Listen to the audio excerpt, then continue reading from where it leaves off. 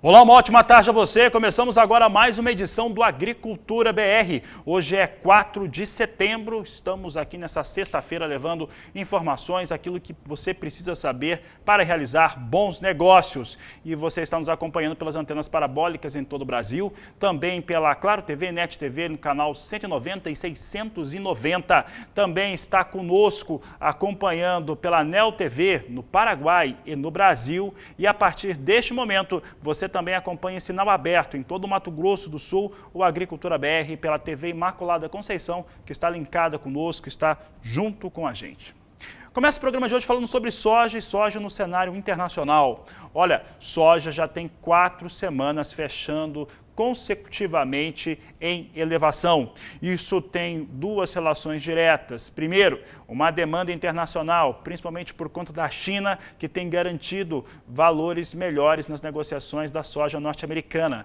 Também tem um risco ali sobre a safra de soja dos Estados Unidos, que talvez não se confirme sendo uma situação tão ruim assim, mas enquanto não se confirmar, isso acaba sendo um argumento para o mercado continuar subindo.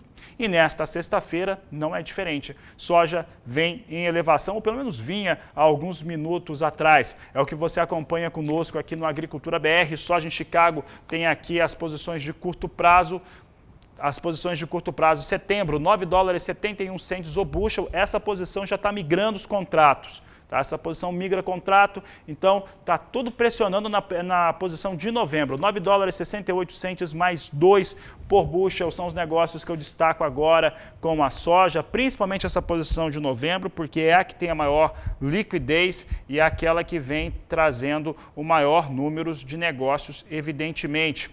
Também temos aqui a posição de janeiro, a $9,73 mais 4 por bushel, e a posição de março também a $9,73 mais 4 por bushel. São os destaques deste momento em relação à soja negociada na Bolsa de Chicago, que você vem acompanhando aqui no Agricultura BR.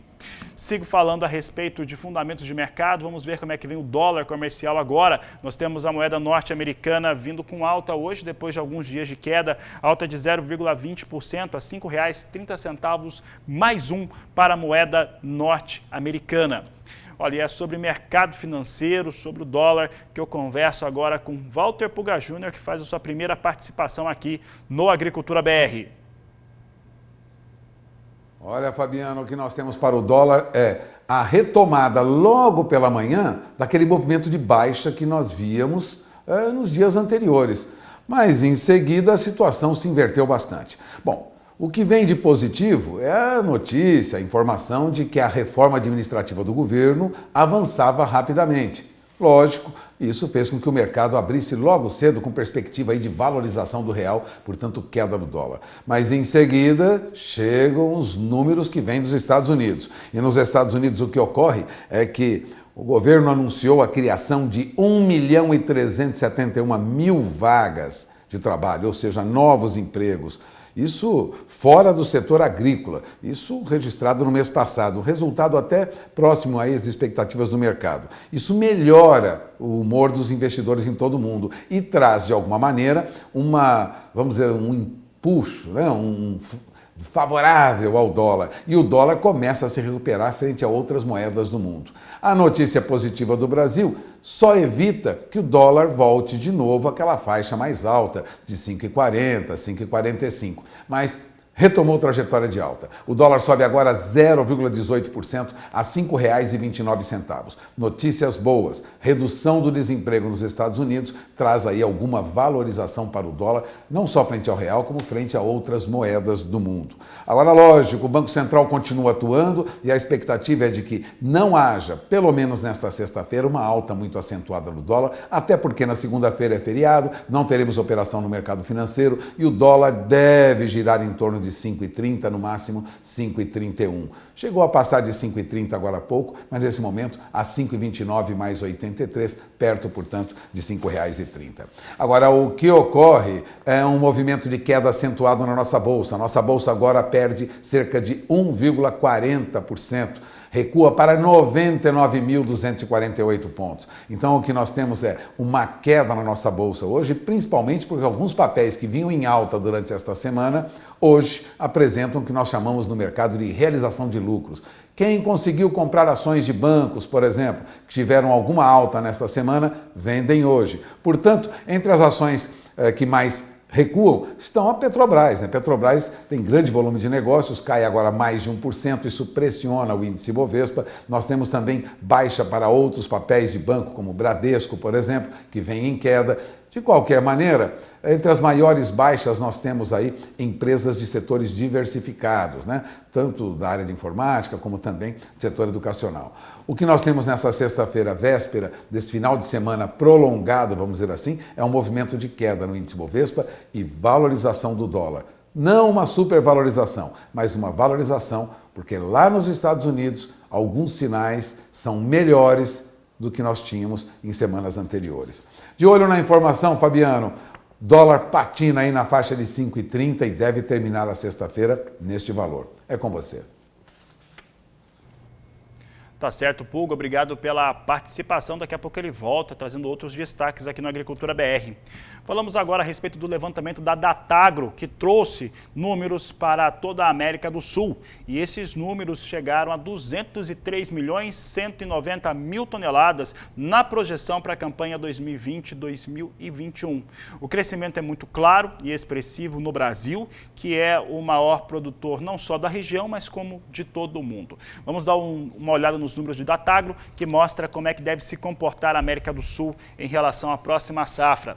O volume a ser produzido, acredita a Datagro, é de 203.190.000 toneladas, uma alta de 6% frente à safra 2019-2020. A área total de 61.260.000 hectares com soja, apenas soja, na campanha 2021, com alta, portanto, de 2% frente à safra anterior. A produtividade média é de 55,28 sacas por hectare, acima, portanto, das 53 sacas que foram registradas na safra 2019-2020. De acordo com o França Júnior, que é o responsável na Datagro pela área de grãos, ele estava destacando que há incremento de áreas no Brasil, no Paraguai e na Bolívia. Sigo falando a respeito desse levantamento de Datagro e agora mostrando como é que fica o Brasil neste cenário. Nós temos aqui números que foram divulgados pela empresa, mostrando que o volume total deve ser de 131.690.000 toneladas produzidas no Brasil, uma alta de 5%, de acordo com o Datagro, 5% frente aos 125.950.000 toneladas produzidas na safra passada, ou a safra 19-20, de acordo com a empresa. A área total de 37.990.000 hectares, uma elevação de 3%. Se isso for confirmado, será o 14º ano consecutivo de elevação. Pela 14ª vez consecutiva, a área com soja se elevaria no Brasil. Destacamos a Argentina porque na Argentina as questões não são ligadas apenas à questão técnica, à questão agronômica de produção, mas também tem a ver com a política na Argentina que não tem sido muito adequada à produção agropecuária naquele país. E com isso, a Argentina cresce muito pouco. Você vê aqui que o volume a ser produzido na Argentina é de 55 milhões de toneladas, de acordo com a Datagro. Todo ano toda a safra começa na Argentina com essa estimativa de produção de soja, 55 milhões de toneladas. Como eles tiveram algumas perdas na safra 19-20, vai ficar maior do que as quase 50 milhões de toneladas produzidas na campanha 2019-2020. A estabilidade diária na Argentina, 17 milhões e meio de hectares, por conta dessa questão que está muito ligada também à política interna do país.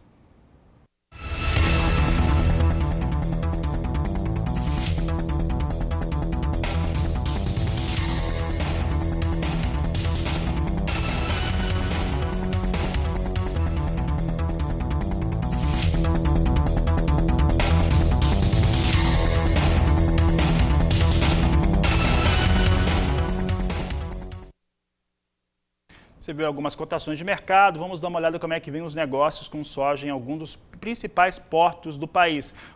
Portos de Santos e Paranaguá, com R$ 135,00 a saca de 60 quilos para entrega neste mês de setembro. São os números apurados pela Grãos Corretora, mostrando como é que vem essa sinalização para os negócios.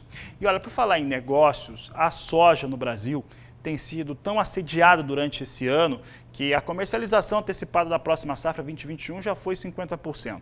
E no Brasil não há mais soja disponível. Os armazéns em todo o país estão praticamente ou totalmente vazios. É o que você vai ver agora na realidade do Rio Grande do Sul, onde os armazéns com grandes capacidades estão completamente abandonados, já que a soja já foi toda entregue. Quem traz as informações é o repórter João Veríssimo. Durante muito tempo no Brasil, uma das grandes discussões foi onde armazenar a produção. Tinha-se a dificuldade de ter espaço para isto. Agora, temos também uma alta produção e os lugares de armazenamento estão completamente vazios.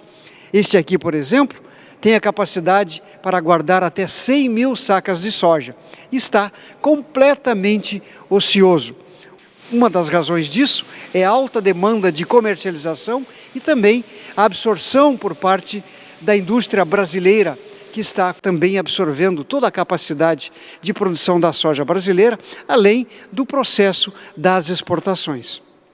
Nós observamos ano a ano, né, um aumento das produtividades e produções, sobretudo aqui no Rio Grande do Sul, né, e no Brasil como um todo, né.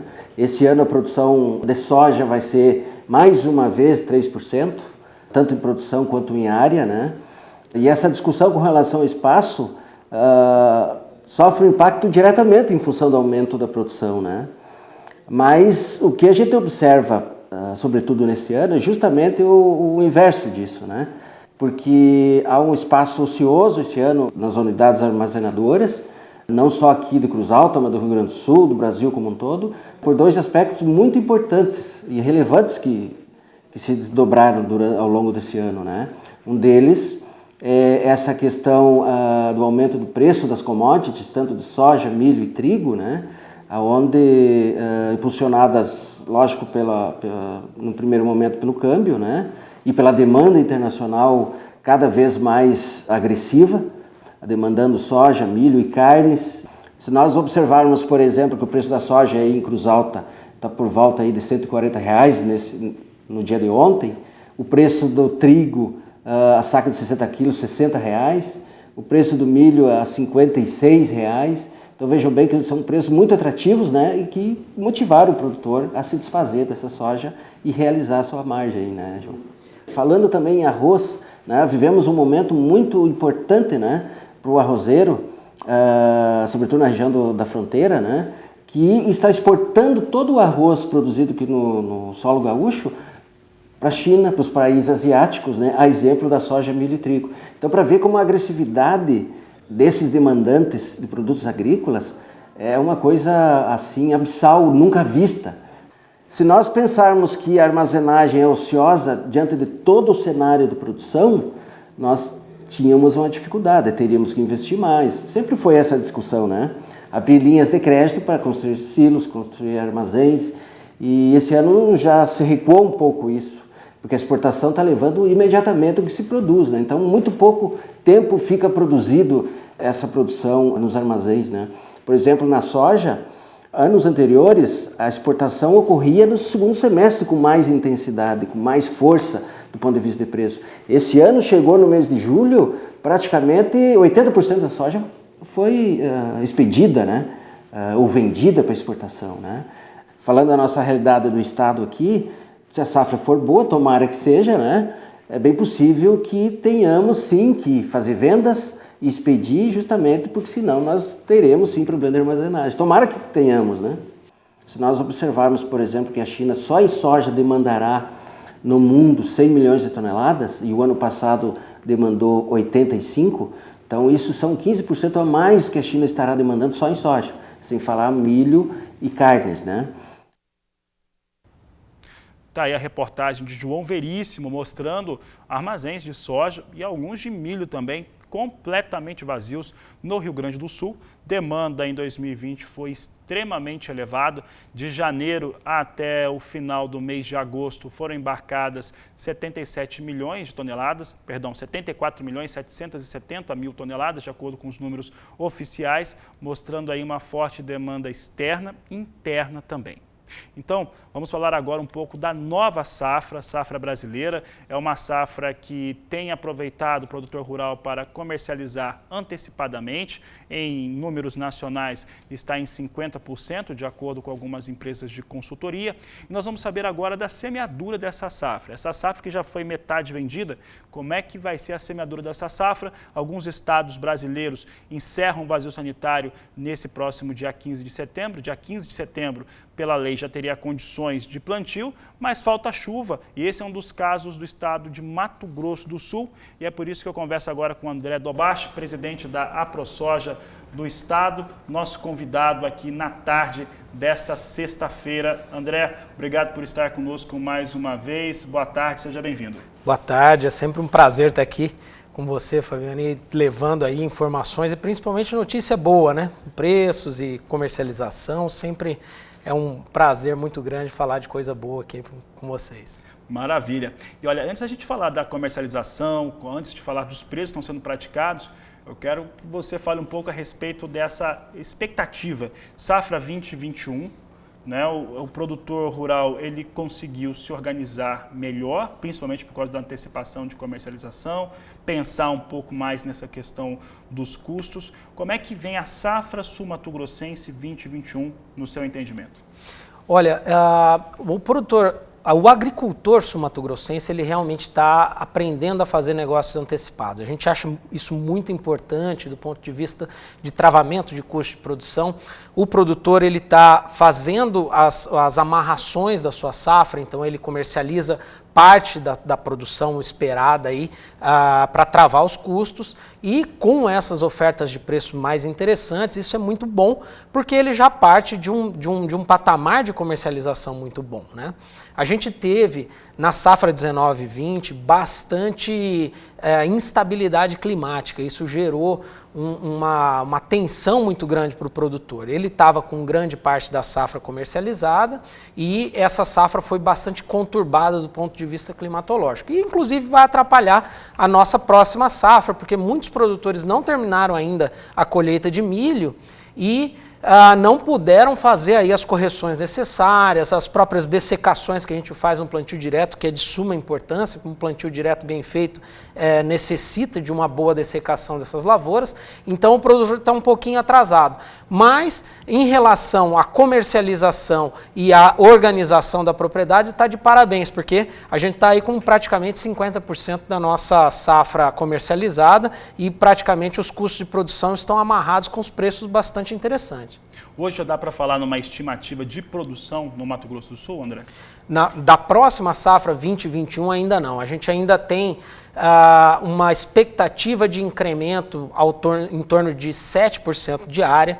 Então, Mato Grosso do Sul ele deve plantar em 2021 algo em torno de 3,5 milhões de hectares, isso é uma área bastante expressiva, mas sempre quando a gente fala de um aumento nessa área, a gente também tem que pensar que são avanços em cima de áreas de passagem degradada, solos bastante deteriorados, e isso faz com que a gente tenha aí uma necessidade de uma estabilidade climática muito grande para que o produtor tenha alguma produtividade, porque é sabido que a produtividade mais alta ela é conseguida com um trabalho árduo de correção de solo ao longo dos anos.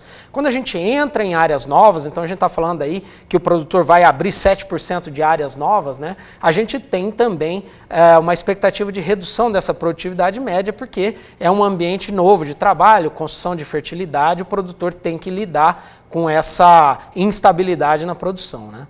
E é interessante essa ampliação sobre áreas de pastagem, áreas degradadas em 7%. De acordo com a Datagro, o Brasil vai elevar na safra 2021, o país inteiro, 5% dessa área. E o produtor, você estava citando que tem conseguido e tem feito um travamento de negócios antecipados Isso é importante por conta do seu fluxo com os custos de produção, com seus custos de insumo. Essa comercialização antecipada aos valores que foram alcançados tem sido satisfatório? O produtor rural sojicultor está satisfeito com os negócios que tem feito no Mato Grosso do Sul e também em todo o país?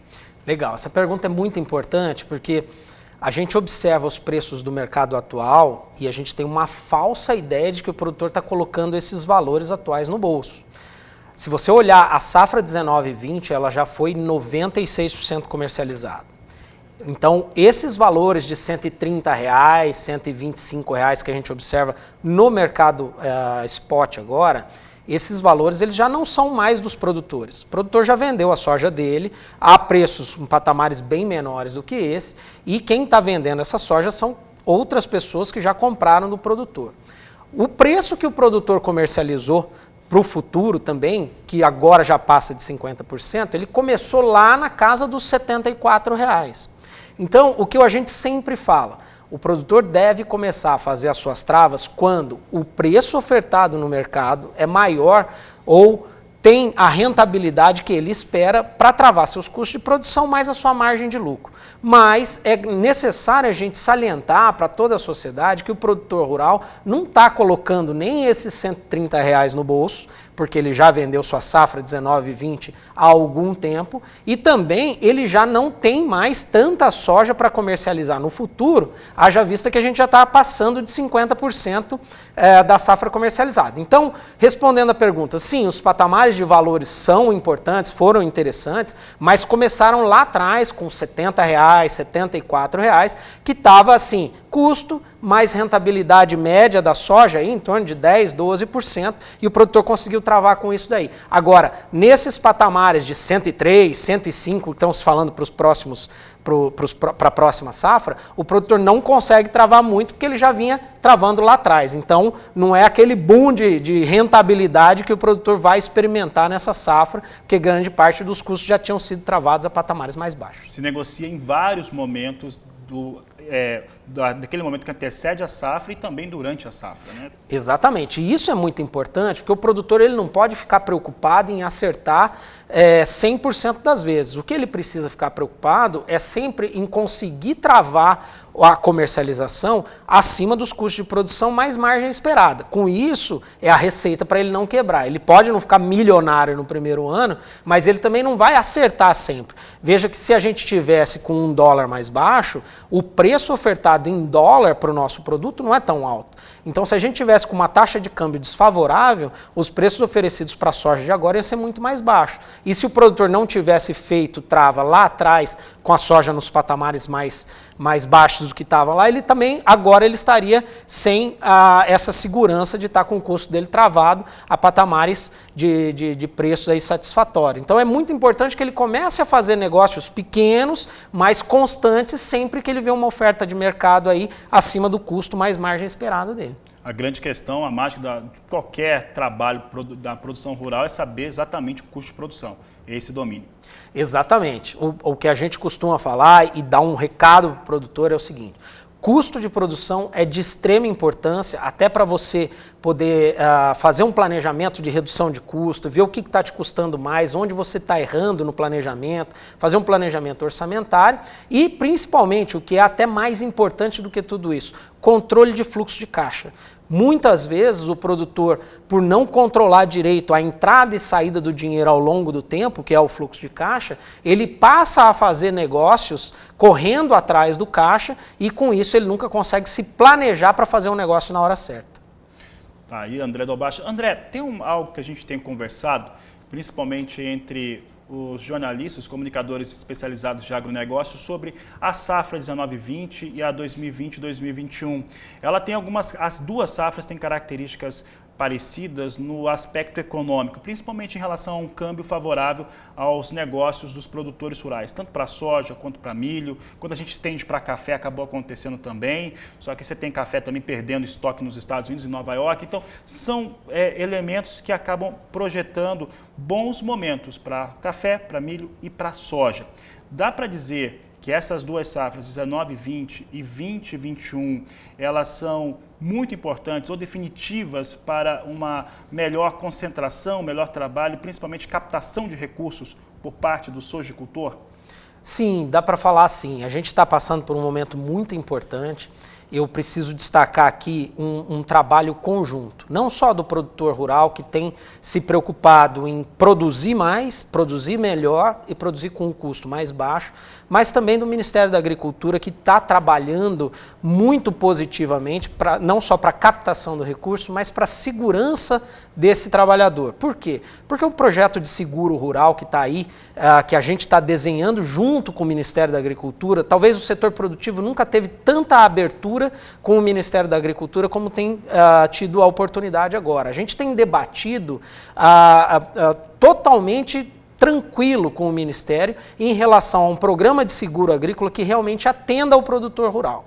A safra 19-20 e a safra 20-21, ela foi tão importante para o crédito agrícola quanto para o seguro, porque o produtor de agora em diante ele vai poder planejar a lavoura dele com uma rentabilidade média esperada. Por quê? Porque antigamente a gente tinha sempre o percalço do clima, mesmo com irrigação, a gente tem a instabilidade climática que às vezes a irrigação não consegue suprimir. E agora a gente pode se planejar, fazer com que o seguro rural se torne um custo de produção para a gente, coloca isso no custo, faz a margem de rentabilidade e com o câmbio favorável a gente consegue comercializar e ter essa segurança na produção. Isso projeta o Brasil como o maior exportador de soja, isso projeta o Brasil como o maior produtor do grão e isso faz com que a gente tenha realmente uma pujança muito grande no agro, que é o que a gente precisa para levar o Brasil para frente. André, tenho conversado com os meus entrevistados, a maior parte deles hoje pela internet, né, por conta da pandemia, mas tenho conversado com eles a respeito deste cenário que o agronegócio trouxe para o Brasil e eu penso muito nos municípios, onde se tem um agro forte, onde o agro trabalha ou atua com maior desenvoltura, principalmente na agricultura. O caminho para que o Brasil saia mais rápido desse impacto econômico que se teve a pandemia é através do agronegócio. E lembrando também, né, que as últimas projeções de PIB, elas tem 2 meses de projeções melhores para o Brasil, mesmo em 2020. O setor econômico tem feito um bom trabalho. Mas pensando nesses municípios, pensando no setor, esse é o caminho para que o país consiga sair mais rápido dessa situação? Com certeza. O agro está aí para ajudar, para contribuir. Eu acredito que isso depende muito de uma interdisciplinaridade, né? A gente precisa de uma força-tarefa de toda a sociedade para que a gente saia disso, mas assim, o agro está aí porque ele foi de uma maneira ou de outra menos impactado, até em função da complexidade das nossas operações e do isolamento natural que a gente tem a campo. A gente foi um pouco menos impactado com essa pandemia toda. É claro que quando a gente fala de impacto negativo, a gente teve atraso em fornecimento, atraso em logística, alguns colaboradores que acabaram sofrendo aí com os parentes que estão doentes em casa e acabaram tendo que ficar isolados também, a gente tem que respeitar isso daí, mas o agro teve essa vantagem até pela característica isolada de trabalhar a campo. Com certeza o agro vai contribuir para isso, como tem contribuído na balança comercial, aí, o PIB, e como você mesmo disse, municípios que são fortes em agro apresentam um desenvolvimento maior, um PIB elevado, e isso faz com que a gente marque a nossa presença na sociedade, dizendo que o agro está aí para contribuir de forma igual, com a mesma importância que todos os profissionais têm, e o que precisar da gente, a gente vai sim contribuir positivamente para sair dessa fase negativa que estamos enfrentando. Tá certo, André. Obrigado pela sua participação aqui no Agricultura BR, no Canal do Boi. Muito obrigado, eu que agradeço. Para a gente é sempre um prazer e a ProSoja MS está sempre à disposição aí para qualquer dúvida ou assunto relacionado ao agro e conte conosco. Tá certo, eu conversei com o André Dobache, presidente da ProSoja do Mato Grosso do Sul. Daqui a pouco na Agricultura BR eu falo sobre o mercado de milho, vamos dar uma olhada em como é que vem o cenário internacional, risco sobre lavoura norte-americana e muito mais. Voltamos em instantes. voltamos a falar a respeito de grãos e agora a respeito de frete, porque o frete que vinha um alinhamento com valores mais baixos, principalmente escoamento lá do estado do Mato Grosso, comparado aos últimos anos, agora tem uma diferença, está em elevação, principalmente no milho. Quem fala sobre o assunto é Walter Pulga Júnior. Pulga! Olha, Fabiano, de fato, né, segundo pesquisadores da Exalc-Log, né, que é aquele grupo de estudos em logística da Escola Superior de Agricultura Luiz de Queiroz, aqui em Piracicaba, na USP, apesar do aumento dos valores cobrados no transporte, eles não devem atingir aqueles patamares mais altos que nós tivemos aí em janeiro e fevereiro deste ano. Mas, de qualquer maneira, o aumento das exportações, né, as intensas exportações de milho já causam aí uma alta para o frete. Segundo pesquisadores da Exalc-Log, o valor médio cobrado do frete na rota entre o município mato-grossense de Sorriso e o terminal rodoviário de Rondonópolis, que fica dentro do estado do Mato Grosso mesmo, deve chegar em média a R$ 115,10 a tonelada agora em setembro. Estava abaixo de 105 em mesmo período do ano passado. Já sobe agora para 115,10. Agora, está abaixo daquele valor muito alto, que passou os R$ 120 a tonelada, no mesmo trecho, que nós vimos em janeiro, né? Depois de setembro, é possível, é provável que teremos uma queda nos valores do frete também nessa região do Mato Grosso. No Arco Norte, a tendência é que os preços fiquem mais baixos do que no ano passado, mesmo com o aumento do transporte de milho neste mês. Agora, a situação não é fácil para quem está trabalhando lá no Paraná, não, viu? No Paraná, a média dos preços previstos pela Exalc-Log para setembro, na rota principal lá, que vai de Cascavel ao Porto de Paranaguá, é de R$ 112,25 a tonelada, com uma tendência de queda só nos próximos meses. Esse valor, para se ter uma ideia, lá no Paraná, é 20,1% superior ao que foi praticado em setembro do ano passado. Então, o aumento do transporte, né? A colheita de milho no estado cresceu, ficou próxima da colheita de Mato Grosso e isso trouxe aí uma alta para o preço do frete. A concorrência por caminhões aumenta, como se sabe, né? E lembravam os pesquisadores da Exalc-Log. Agora, o pico deste ano nas estradas do Paraná ocorreu mesmo em março, né? A colheita mais tardia da soja levou aí a transporte a quase R$ 130 a tonelada. Em média, R$ 129,60 por tonelada.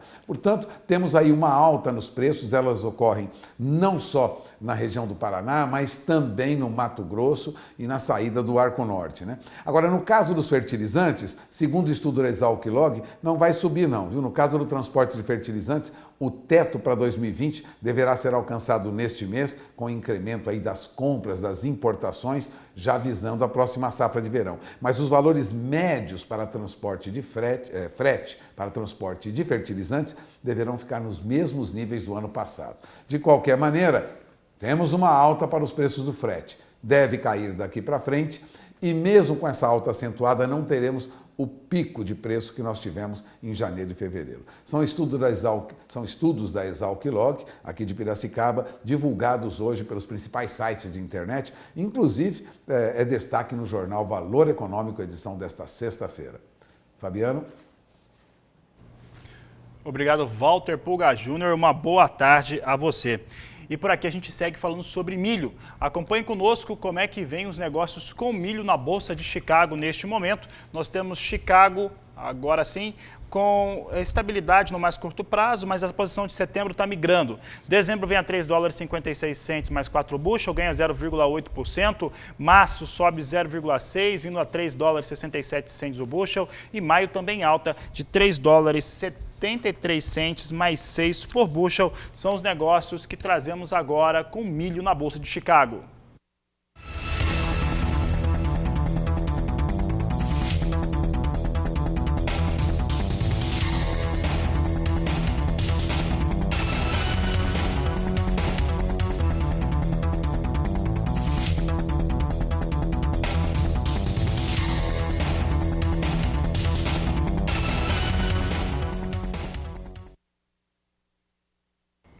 Chegamos agora à participação do professor Marcos Fava Neves aqui no Agricultura BR e nós perguntamos a ele se o agronegócio está vivendo um ciclo ou uma chamada tempestade ideal neste momento. E ele respondeu. A agricultura é sempre movida por ciclos. Nesse momento, a conjunção de fatores está extremamente positiva para o agro brasileiro, mesmo com as condições, vamos dizer assim, macroeconômicas de país não ajudando muito. Né? Por que eu digo isso? Porque a nossa economia deve cair esse ano e a expectativa era que tivesse um crescimento de 3,5%. O mundo também apresenta retração econômica quando era para ter um grande crescimento. Então, no aspecto da macroeconomia, não houve uma grande ajuda aí para o agro. Mas a situação cambial, a situação de interrupção de produção de algumas cadeias produtivas e a questão asiática com o seu consumo e a economia, mesmo com a pandemia crescendo, representaram um conjunto de fatores que encontram a agricultura brasileira melhor preparada e cada vez melhor preparada, seja pelo padrão empresarial dos nossos agricultores, seja por questões de infraestrutura, com o volume brutal de investimentos em logística que o Brasil recebe em 2020 e receberá em 2021, como melhorias no ambiente institucional, regulatório, enfim, o Estado começa a jogar mais favorável à produção e esse casamento vai ser muito bom para o Brasil. E no sul do estado de Santa Catarina se tem produzido um vinho com uma uva que tem na região que tem trazido excelentes resultados e premiações. É o que nós vamos conferir agora na reportagem de Mauro Andrade. A uva Goethe, uma uva plantada somente no sul de Santa Catarina, vem agradando bastante os consumidores. Eu vou conversar com o Matheus Damião, ele é da Casa del Nono e responsável pela área comercial da uva Goethe. A nossa vinícola, a Casa del Nono, ela já surgiu focada em cima da uva Goethe, né? O meu avô, quando fundou a empresa, já fez os parreirais junto, né? Uva Goethe e Cabernet Sauvignon. Então, desde então, a gente produz esse vinho tão emblemático, que a gente fala que é um vinho raro, típico e único, né? que é o vinho elaborado dessa uva branca, né? Um vinho jovem, refrescante, com uma leveza incrível, que é um vinho que nos diferencia perante todo o resto do mundo. Né? Só tem 55 hectares plantados no mundo e 55 hectares aqui no sul de Santa Catarina. Né? Hoje a gente está no mundo enológico, os países estão procurando suas uvas emblemáticas, né? A gente tem o Chile com a Carmener, a Argentina com o Malbec, o Uruguai com a Taná e assim por diante.